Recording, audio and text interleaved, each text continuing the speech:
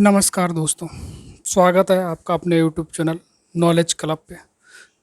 आज हम पढ़ेंगे मूल विधि का टॉपिक। मेरे अकॉर्डिंग जो हम वीडियोस में डाल रहे हैं 4 पार्ट पढ़ेंगे, ठीक है ना।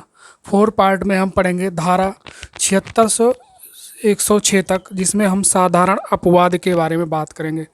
अब ये दोस्तों साधारण अपवाद होता है क्या है? साधारण अपवाद अपवाद मतलब हम यहाँ पे सिर्फ दंड पढ़ रहे हैं, भारतीय दंड संहिता से पढ़ रहे हैं। क्या पढ़ रहे हैं? भारतीय दंड संहिता पढ़ रहे हैं। तो जब भारतीय दंड संहिता पढ़ रहे हैं तो जाहिर सी बात है कि हम दंड से रिलेटेड चीज़ें पढ़ेंगे। लेकिन यहाँ अपवाद से यही मतलब है कि कौन कौन सी चीज़ें हैं जो दंड के अंतर्गत नहीं आती हैं, कब आपको दंड नहीं दिया जाएगा, कौन सा ऐसा कार्य होगा जो लगेगा कि आपराधिक है लेकिन नहीं है, और क्यों नहीं है। तो पढ़ेंगे हम अपना पहले धारा 76। धारा 76 ये कहता है विधि द्वारा आबद्ध विधि द्वारा आबद्ध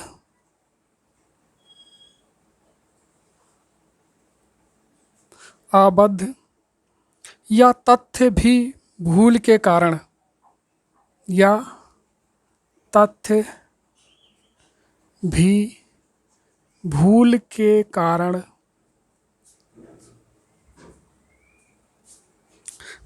कारण अपने को विधि द्वारा आबद्ध होने का विश्वास करने व्यक्ति द्वारा कार्य किया गया हो तो वो अपराध नहीं है। इसका मतलब क्या है? अब इसको लिख देता हूँ ताकि आपको पता चले, क्योंकि ये कानूनी भाषा है, थोड़ा टिपिकल तो होती है।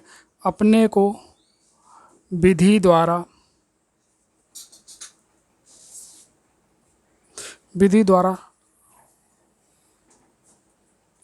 आबद्ध होने विधि द्वारा आबद्ध होने का विश्वास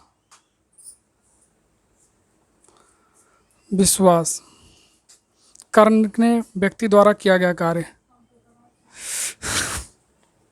करने द्वारा व्यक्ति द्वारा, बहुत ही अजीब लैंग्वेज है, व्यक्ति द्वारा किया गया कार्य अपराध नहीं है। इसका शुद्ध मतलब समझो। अगर जैसे कि धारा 76 में क्या कहता है, किसी सीनियर व्यक्ति ने भीड़ पर गोली चलाने का आदेश दिया, ठीक है ना। आप यूपी पुलिस में एसआई हो और आपको एसपी, डीएसपी, आईजी, डीआईजी ने किसी ने भीड़ पर गोली चलाने का क्या दिया? आदेश दिया। तो उसमें जो वो गोली जिस भी किसी व्यक्ति को लगेगा तो उसके लिए वो हत्या नहीं मानी जाएगी, आपके द्वारा अपराध नहीं माना जाएगा। ये समझकर चलिए, ठीक है ना। आपको अपराध नहीं माना जाएगा। एक लैटिन मुहावरा है इससे रिलेटेड, इन गैरेंटा फैक्टी एग्जॉस्ट तथ्य की भूल समय परंतु विधि का भूल क्षम्य नहीं है। तथ्य का भूल सम, लेकिन जो कानून में लिखा गया वो क्षम्य नहीं है। और ये कहता है धारा सेक्शन जो है धारा 81 जो यही कहता है कि कार्य जो है आपराधिक आशय के द्वारा नहीं किया गया है, इसीलिए अपराध नहीं माना जाएगा। और कहा कहता है act harm without criminal intense, क्योंकि ये काम जो है बिना किसी को मारने के लिए नहीं किया गया था, ठीक है ना। ये राज्य व्यवस्था या देश में शांति व्यवस्था बनाने के लिए किया गया था। एक दूसरा उदाहरण है, जैसे कि ट्रेन आ रही है और कोई व्यक्ति ट्रैक पे है, ठीक है ना, और ट्रेन उसको क्रॉस करके मतलब उसको काटती हुई चली गई, ठीक है ना, उसके ऊपर चढ़ गई, और ट्रेन के ड्राइवर ने ये देखा कि कोई व्यक्ति उसके आगे है लेकिन रोका नहीं, तो क्या उसके द्वारा ये एक्सीडेंट माना जाएगा? हत्या मानी जाएगी? उसने जानबूझ के एक्सीडेंट किया? नहीं, क्योंकि उसमें जो 500, 600 या 1000 पैसेंजर होंगे उनकी जान की रक्षा के लिए उसने ये कार्य किया कि उसने ब्रेक नहीं लगाई। और मतलब एक व्यक्ति की जान बचाने के लिए, कई व्यक्तियों की जान बचाने के लिए अगर एक व्यक्ति की जान जाती है तो वो अपराध नहीं है। ऐसे ही कोई साइकिल वाला अगर रोड पे चल रहा है और कोई ट्रक वाला उसको कुचल देता है और उसमें भी 150 लोग बैठे हुए हैं, या बस वाला है उसमें 150 लोग बैठे हैं और वो उसकी गलती नहीं है, उसके आगे आगे साइकिल चला रहा है, ठीक है ना, साइड नहीं दे रहा है, या फिर कोई गलती करता है साइकिल वाला व्यक्ति और वो बचा सकता था साइकिल वाले को, लेकिन वो इसलिए नहीं बचा पाया क्योंकि अगर वो अचानक से ब्रेक लगाता तो 150 जो यात्री बस में बैठे थे वो हताहत होते, शायद उनकी ज़्यादा इंजरी होती है, ज़्यादा लोगों की मृत्यु होती। तो एक को अगर कईयों को बचाने के लिए एक की कुर्बानी देनी पड़ी तो वो दे सकते हैं, तो वो धारा 76 के तहत अपराध नहीं माना जाता है। देखा लाइन कितनी कठिन थी, लेकिन एक्सप्लेनेशन में सब कुछ समझ में आ जाता है। धारा 82, बस आपको ध्यान रखना है कि हर धारा का मतलब क्या है। धारा 82 क्या कहती है? 7 वर्ष से कम आयु के शिशु का कार्य, 7 वर्ष से कम आयु के शिशु का कार्य। अगर कोई बच्चा 7 वर्ष से कम का है और उसके द्वारा कोई अपराध हो जाता है, कोई अपराध हो जाता है, तो उसको अपराध नहीं माना जाएगा, अपराध नहीं माना जाएगा। ये सब क्या है? अपवाद है, क्योंकि वो खुद 7 साल का है, उसको खुद नहीं पता वो कर क्या रहा है, ठीक है ना, इसलिए उसको अपराध नहीं माना जाएगा। अगला है धारा, अगली धारा जो है 83, इसमें क्या कहता है? 7 वर्ष से अधिक हो, ठीक है ना, 7 वर्ष से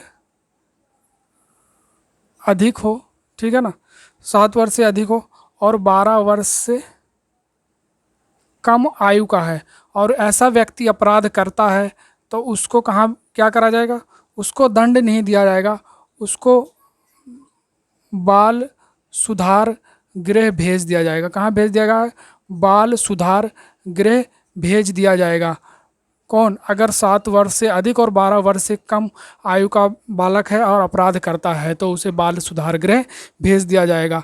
अगला है धारा 91। हम कुछ महत्वपूर्ण इम्पोर्टेंट धाराएं पढ़ रहे हैं, अब हम इसकी रिवीजन क्लास भी चलेगी, ठीक है ना, जल्दी से क्विक रिवीजन चलेगी जहाँ पे महत्वपूर्ण क्वेश्चंस पूछे जाएंगे जो शायद प्रीवियस ईयर में ही होंगे, ठीक है ना। तो वो मैं सीरीज जल्दी ही लेके आऊँगा, मैं कोशिश करूँगा जल्दी से जल्दी इसको एक आध 4 या 5 दिन में इस पूरी बुक को मैं वीडियोज़ में अपलोड कर दूं, क्योंकि अब मैं ज़्यादा ध्यान दूंगा, कई दिनों से वीडियोज़ अपलोड नहीं हो पाई, मैं इसको फिनिश करके रिवीजन क्लास स्टार्ट करूंगा, क्योंकि अब एग्ज़ाम भी होने वाले होंगे, लगभग सबके फॉर्म भी भर चुके हैं, ठीक है ना।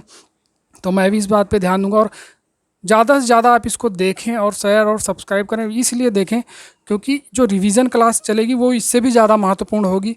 यहाँ पे तो डिटेल में थोड़ा जाएंगे, वहाँ पे महत्वपूर्ण क्वेश्चनों को पढ़ेंगे, आपके पेपर के पॉइंट ऑफ व्यू से पढ़ेंगे। तो कुछ नहीं है, लगा के आप रख दीजिए और आप सुनते ही रहिए कि मैं कह क्या रहा हूँ, उससे आपको बहुत बेनिफिट होगा। धारा 91 क्या कहती है? ऐसे कार्य का अपवर्जन जो कार्य किया गया हो अपहानि के बिना भी, ठीक है ना, स्वतः अपराध है। यदि सम्मति से किया जाता है तो अपराध माना जाएगा, ठीक है ना। किससे किया जाए? सम्मति से, जाहिर सी बात है। धारा 91 क्या कहती है? अगर कोई काम हम अपनी सम्मति या अपनी मर्जी से करते हैं, कोई ऐसा कार्य जो अपराध की श्रेणी में आता है, तो उसको क्या कहेंगे? अपराधी कहेंगे, जाहिर सी बात है। उसके लिए सज़ा तो मिलेगी, मजे मिलेगी, ठीक है ना। जैसे कि गर्भपात में बच्चे को नुकसान पहुंचा तो यह अपराध माना जाएगा। स्त्री को नुकसान नहीं पहुंचा, इससे बच्चे को क्षति हुई, ठीक है ना, क्यों माना जाएगा? कोई लेडीज़ गर्भवती है और वो बच्चा नहीं चाहती, ठीक है ना, तो उसने क्या करा? अपना गर्भपात करवा दिया, तो किसको? उसको नहीं नुकसान हुआ, लेकिन एक जो जान है, जो एक पर्सन है या जो जीव है, उसको नुकसान हुआ और उसने जानबूझकर ऐसा किया, ठीक है ना, जानबूझकर ऐसा किया, तो वो अपराधी मानी जाएगी। वो किस केस में नहीं मानी जाएगी? अगर स्त्री के जान को खतरा है, किसके?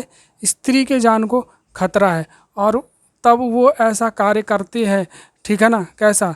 गर्भपात जैसा, तब उसको अपराधी नहीं माना जाएगा, क्योंकि वो उसकी खुद की जान पर बनाई है, तब उसने कैसा। लेकिन अगर वो ठीक ठाक है और वो नहीं चाहती तो क्या है? वो अपराध माना जाएगा, ठीक है ना। ये हो गया 91। अब पहुँचते हैं धारा 92 पे, ठीक है ना। धारा 92 पर पहुँचते हैं। सम्मति के बिना किसी व्यक्ति के फायदे के लिए सद्भाव पूर्वक किया गया कार्य, ठीक है ना। उसके मर्जी के बिना, किसके, किसी व्यक्ति की मर्जी के बिना, मर्जी के बिना, मर्जी के बिना, किसी मर्जी के बिना किसी व्यक्ति के फायदे के लिए, बिना किसी व्यक्ति के सद्भाव पूर्वक काम करा गया, ठीक है ना।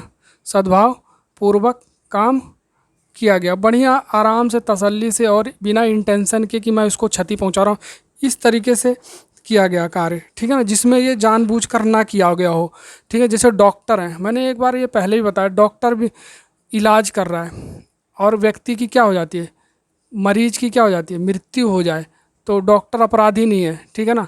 डॉक्टर अपराधी नहीं है क्योंकि उसकी इंटेंशन जो थी वो सद्भावना जो थी उसकी बचाने की थी, लेकिन वो उसको नहीं बचा पाया, तो ये उसके लिए नहीं है कि उसको मृत्यु दे दिया जाएगा। बीमारी, चोट, ठीक है ना, इन सब चीज़ों से अगर वो रक्षा कर रहा है किसी की। तो अगला है धारा 96, प्राइवेट प्रतिरक्षा में की गई बातें। अगर अपनी खुद की सेल्फ डिफेंस में, सेल्फ प्राइवेट प्रतिरक्षा में कोई बात कही जाए, ठीक है ना, जिसमें खुद की जान की रक्षा हो रही हो, नुकसान ना पहुंच रहा, तो क्या हो जाएगा, उसको अपराध नहीं कहा जाएगा, उस बात को अपराध नहीं कहा जाएगा, चाहे वो बात को गलत क्यों ना हो, लेकिन अगर वो खुद की रक्षा के लिए बात कही गई है तो वो गलत नहीं है। सबको सेल्फ डिफेंस का हक है, ठीक है ना। शरीर तथा संपत्ति को प्राइवेट प्रतिरक्षा का अधिकार, ये भी है धारा 97, ठीक है ना। क्या है, शरीर की तथा संपत्ति की, है ना, अपनी प्रॉपर्टी को बचाने का सबका अधिकार है, ठीक है ना। और शरीर को भी इसके लिए प्रतिरक्षा करना, ये धारा 97 में दंडनीय नहीं है। फिर जैसे कि अगर कहा जाए एक व्यक्ति जो किसी दूसरे पर किसी घातक हथियार से हमला करता है, ठीक है ना, और वो व्यक्ति सपोज करो पी है, ठीक है ना, पी किसी के ऊपर किससे हमला करता है, नाइफ से हमला करता है, चाकू पर, क्यों, क्या करेगा, अपनी प्रतीक्षा में वो क्या करता है, उस व्यक्ति को धकेल देता है और वह व्यक्ति कहीं गिर जाता है, और वो जहाँ गिरता है उसको चोट लग जाती है, गहरी चोट लग जाती है, ठीक है ना, या शायद उसकी जान भी चली जाती है, तो इसके लिए ये व्यक्ति दोषी नहीं माना जाएगा क्योंकि उसने अपनी प्रतिरक्षा में उसको धकेला, नहीं तो वो उसको ही मार देता, ठीक है ना। तो ये क्या है, शरीर तथा संपत्ति की प्राइवेट प्रतिरक्षा का अधिकार। अगला है धारा 98। अगला क्या है, धारा 98। धारा 98 कह रहा है ऐसे व्यक्ति के कार्य के विरुद्ध प्राइवेट प्रतिरक्षा का अधिकार जो विकृत चित्त हो, ठीक है ना। अब ऐसे व्यक्ति से प्रतिरक्षा करना, ठीक है ना, जो विकृत हो, ठीक है ना, विकृत मतलब विकृत चित्त मतलब दिमाग से सही ना हो, ठीक है ना। जैसे कोई पागल व्यक्ति है और वो आपको मारने के लिए दौड़ता है, ठीक है ना, और मारने के लिए कैसे दौड़ता है, किसी धारदार हथियार से मारने की कोशिश करता है जिससे आपको लगता है कि आपकी जान चली जाएगी, तो अगर आप उस व्यक्ति को ढकेलते हो या आप प्रतिरक्षा में उसको मार देते हो तो ये भी नहीं माना जाएगा कि वो पागल था और आपने उसकी हत्या कर दिया, उसको चोट पहुंचा दी, तो इससे आपको बचाव का रास्ता है धारा 98 में, ठीक है। अगला है धारा 99। अगली धारा कौन सी है, 99 है। अगली धारा है 99, कह रहा है कार्य जिनके विरुद्ध प्राइवेट प्रतिरक्षा का कोई अधिकार नहीं है, कार्य जिनके विरुद्ध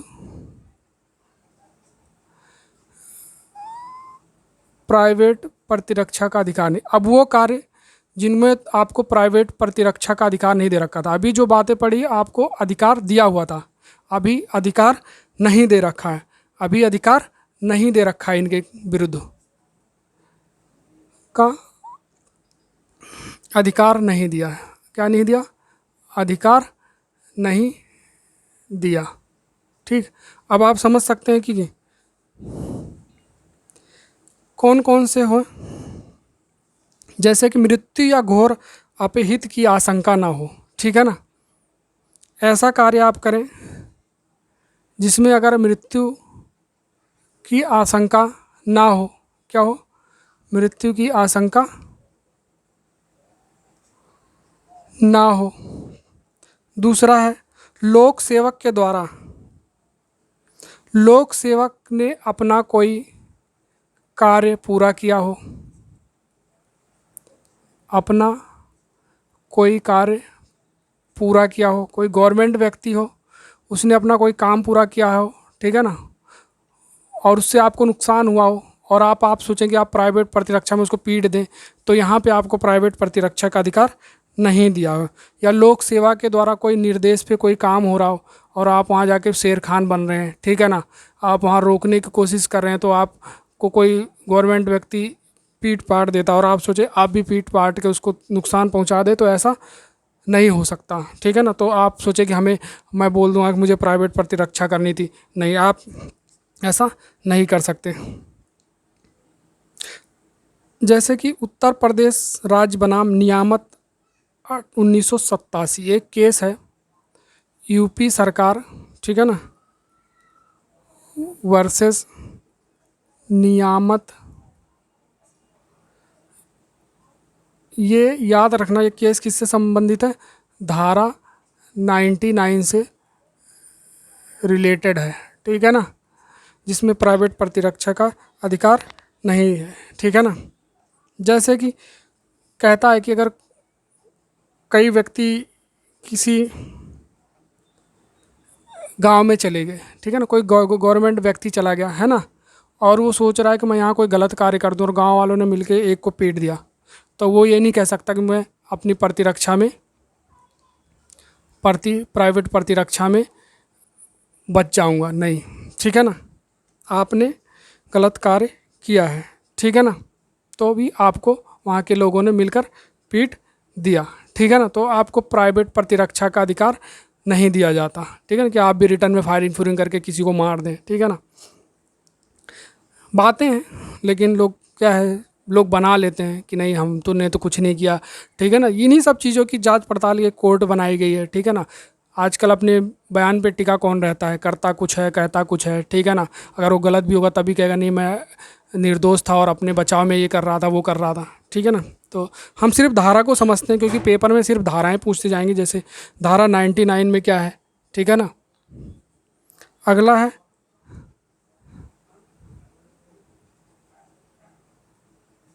धारा 100, शरीर की प्राइवेट प्रतिरक्षा के अधिकार का विस्तार है। मृत्यु कारित करने पर कब होता है? शरीर की प्राइवेट, शॉर्टकट में लिखते हैं, ठीक है ना, प्रतिरक्षा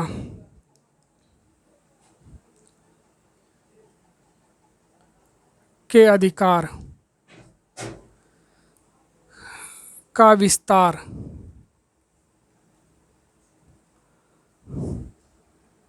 मृत्यु कारित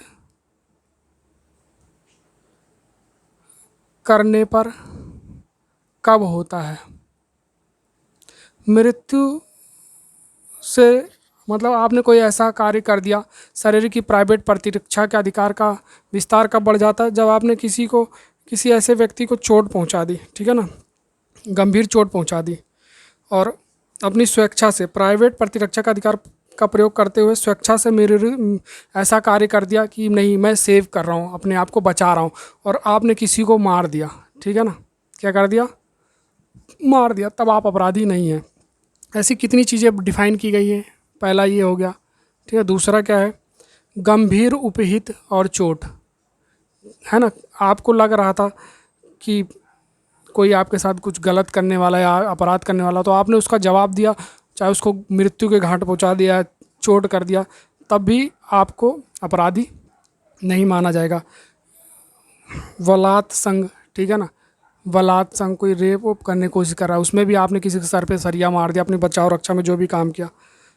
अप्राकृतिक वासना, ठीक है ना, कोई ऐसा कार्य करता है, ठीक है ना, गलत काम करता है, वासना से भरा कार्य करता है, आप उसके खिलाफ भी उसको चोट पहुंचाते हैं, तब भी आप प्राकृतिक प्राइवेट प्रतिरक्षा के अधिकारी हैं। कहाँ कहाँ तक आपको दिया गया है। अपहरण, अपहरण करता है कोई व्यक्ति और आप वहाँ से बच निकलने के लिए उसको चोट पहुँचाते हैं या मार देते हैं या वो मर जाता है, तो फिर आप को अपराधी नहीं मानेगा। सदोष परिरोध, सदोष परिरोध, ये सब चीज़ें क्या है, कोई परिरोध करना कोई चीज़, ठीक है ना, ये भी आगे आएंगी तो मैं और भी डिटेल में बताऊंगा। एक साथ हैं वो देर का, जैसे किसी पे तेजाब फेंक देना, ठीक है ना, तेजाब फेंक देना, आपने किसी पे कोशिश की और उस व्यक्ति ने आपको ठोक ठाक दिया सही ढंग से, पीट पाट दिया, ठीक है ना, चाहे लड़की हो चाहे लड़का हो, तो उसको अपराधी नहीं माना जाएगा, आप ही अपराधी माने जाएंगे, ठीक है ना, आप अगर कुछ गलत कार्य करते हैं तो। अगला है, मतलब यहाँ पे कहने का मतलब है कि आप पर इतना कुछ अगर आपके साथ कोई भी कोशिश करे करने की ऐसी आपराधिक घटना है और आप उसको चोट पहुँचाएं या हानि पहुँचाएं, तो आपको अपराधी नहीं माना जाएगा। अगला कह रहा है धारा 101, कब ऐसे अधिकार, कब ऐसे अधिकार का विस्तार मृत्यु से भिन्न कोई अपहानि करने तक का होता है। एक बार वापस आते हैं और देखते हैं कि 106 तक पढ़ना, ठीक है ना, 101 पे पहुंच गए हैं हम, ठीक है ना, धारा 101। अभी हम सिर्फ अपवादों के बारे में पढ़ रहे हैं। अब धारा 106, आप लोग कह रहे हैं बीच बीच में, तो जो मेन है वो बताई जा रही है। ऐसे अधिकार का विस्तार मृत्यु से भिन्न कोई अपहानि कारित करने तक का होता है। कह रहा आपने कोई ऐसा, अब इसी धारा के ऊपर है, 100 के यही परिभाषा दी गई है, सॉरी 101 है, ये धारा 101 है, जिसमें कहा गया, जिसमें अधिकार का विस्तार तो अभी बता दिया कि आपको कहाँ तक छूट दी गई है 100 में, ठीक है ना, लेकिन अधिकार का विस्तार, विस्तार मृत्यु से भिन्न, ये जो शुद्ध हिंदी है वो लिखी जा रही है, इसकी एक्सप्लेनेशन करनी ज़रूरी है, ठीक है ना, नहीं तो आपको पता ही नहीं चलेगा कि ये क्या है। अपहानि, लेकिन पेपर में तो ऐसे ही लिखा रहेगा, तो इस शब्द को भी आपको जानना है।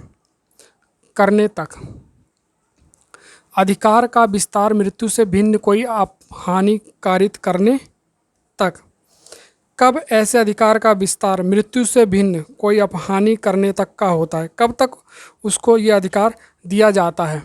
तब तक दिया जाता है कि आप तब तक इस जो 100 है, 100 नंबर धारा है, उस पर कब तक आप आधिकारिक रूप से बचाव कर सकते हैं, जितनी ताकत, जितनी ताकत, जितना बल सामने वाला लगा रहा हो, ठीक है, और उतना ही बल आप लगा रहे हो। मतलब अपराधी जितनी ताकत से आपको धकेलने की कोशिश कर रहा है, आप उतनी ताकत से उसको हटाने की कोशिश कर रहे हैं, तब तो ये क्या अधिकार है, प्राइवेट प्रतिरक्षा का अधिकार है, ठीक है ना। और उससे ज़्यादा आप लगा भी सकते हैं, कैसे लगा सकते हैं, जितना आप पे ताकत होगी उतनी ही लगा सकते हैं, ठीक है ना। तो फिलहाल इसमें इतना ही लिखा है और अगली धारा देखते हैं, ठीक है ना। जितना बल अपराधी लगा हो उतना ही बल प्रयोग आप कर सकते हैं, ठीक है ना। ऐसा नहीं कि आप फ़ोन करके बंदे बुला लें और उसका घर उड़वा दें और उसको गोली मरवा दें, ठीक है ना, नहीं, ऐसा नहीं चलेगा। अगला है धारा 102, शरीर के प्राइवेट प्रतिरक्षा के अधिकार का प्रारंभ और बने रहना। अब जो प्राइवेट प्रतिरक्षा है उसका बना रहना, और कैसे बना रहना, ठीक है ना। प्राइवेट प्रतिरक्षा के अधिकार का प्रारंभ और बने रहना, प्राइवेट प्रतिरक्षा के अधिकार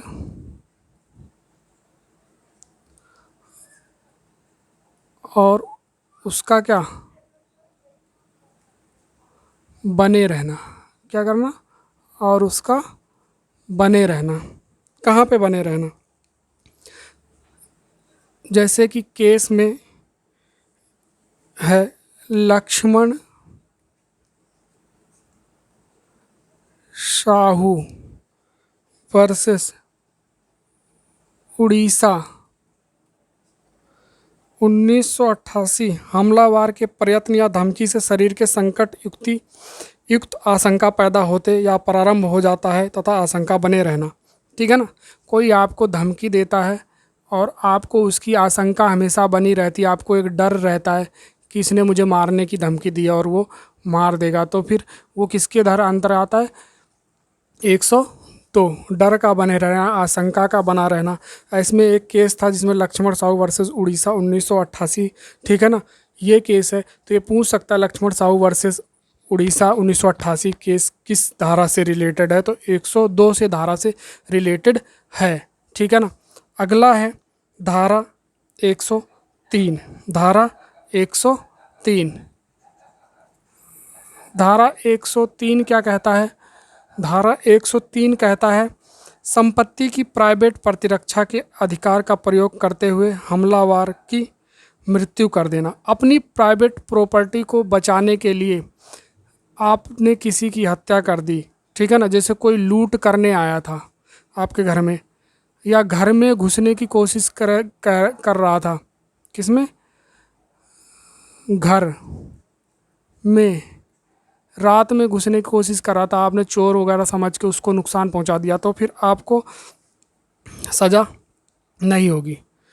या आपका कोई जलयान है, उस पर कोई रात को अवैध तरीके से घुसने की कोशिश कर रहा है, तो फिर ये सब क्या, प्राइवेट प्रॉपर्टी का अधिकार आपको मिला हुआ है। क्या अधिकार? किसका? रक्षा का अधिकार मिला हुआ है। ठीक है ना? 104, धारा 104। अब धारा 104 क्या कहता है? धारा 104 कहता है ऐसे अधिकार का विस्तार मृत्यु से भिन्न कोई अपहानि करने तक का कब होता है?